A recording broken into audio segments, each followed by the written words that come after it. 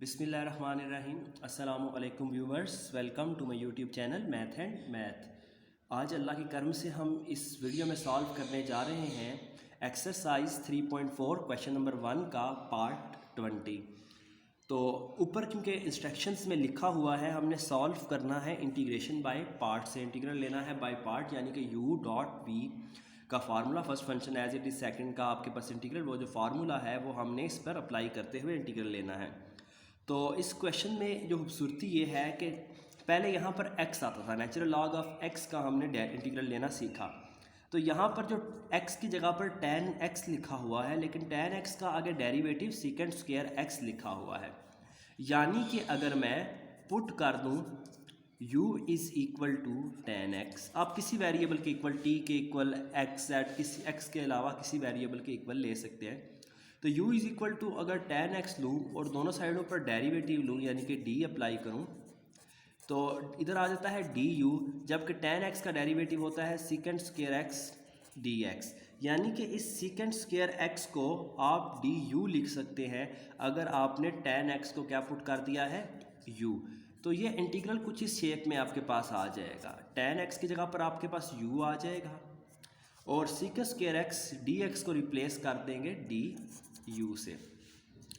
तो अब ये सिंपल एक नेचुरल लॉग वाला फंक्शन बन चुका है ln of u dot du, और इसको करना बहुत आसान, सॉल्व करना बहुत आसान है। तो हम इंटीग्रेशन बाय पार्ट तब अप्लाई करते थे कि या कोई लॉगरिथमिक फंक्शन अकेला आ जाए या कोई इन्वर्स फंक्शन अकेला आ जाए, ठीक है, या आपके पास प्रोडक्ट की फॉर्म में आ जाएं दो फंक्शन के। तो इसको अगर प्रोडक्ट की फॉर्म से देखने की बजाय अगर इस तरह देखें तो ये देखना आसान हो जाता है कि नेचुरल लॉग है, अकेला आ गया है और साथ du लिखा हुआ है, तो आपने इंटीग्रल इसका ले लेना है। तो इसमें हम इंटीग्रेशन में पार्ट करने के लिए जब नेचुरल लॉग वाला कोई फंक्शन आता है तो इसको इस तरह लिखते हैं। ये आपके पास जो नेचुरल लॉग में फंक्शन होता है ये आपके पास फर्स्ट फंक्शन बन जाता है, जबकि जो 1 लिखा होता है वो आपके पास सेकंड फंक्शन बन जाता है। हम इंटीग्रेशन बाय पार्ट का फार्मूला लिख लेते हैं।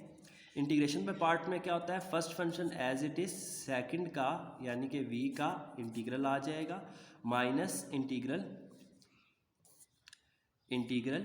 Second function derivative of first function और dx। तो यहाँ पर जो नेचुरल लॉग ऑफ u है वो u आ जाएगा। आपने गौर किया होगा यहाँ पर भी मेरे से गलती हो गई है, तो du में आपने लिखना है, इधर भी du, इधर भी du, इधर भी du, और यहाँ पर जो डेरिवेटिव लेना है वो भी विद रिस्पेक्ट टू u ही लेना है, आपने x नहीं लिखना, ठीक है।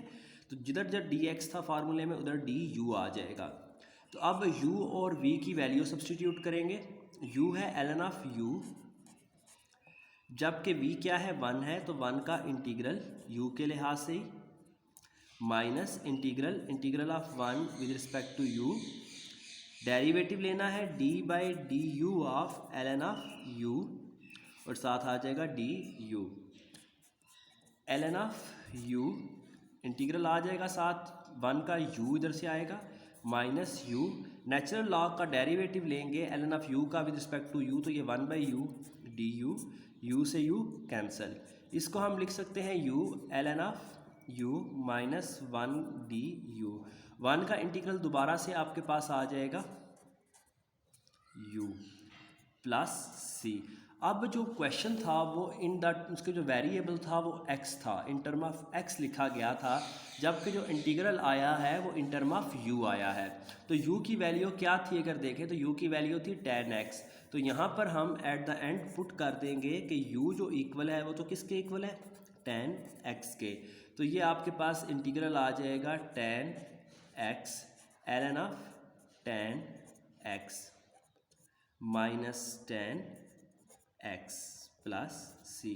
तो ये आपके पास इंटीग्रेशन बाय पार्ट्स के साथ ये क्वेश्चन क्या हो चुका है, सॉल्व हो चुका है। तो इसका आंसर हम एक बार कंफर्म कर लेते हैं बुक के एंड से कि यही आंसर लिखा हुआ है, यहाँ इसके अलावा कोई आंसर उन्होंने मतलब दोबारा से इसमें क्रिएट किया गया। तो एग्जैक्टली यही आंसर बुक के एंड पर आप देख सकते हैं लिखा हुआ है, tan x ln of tan x minus tan x plus c।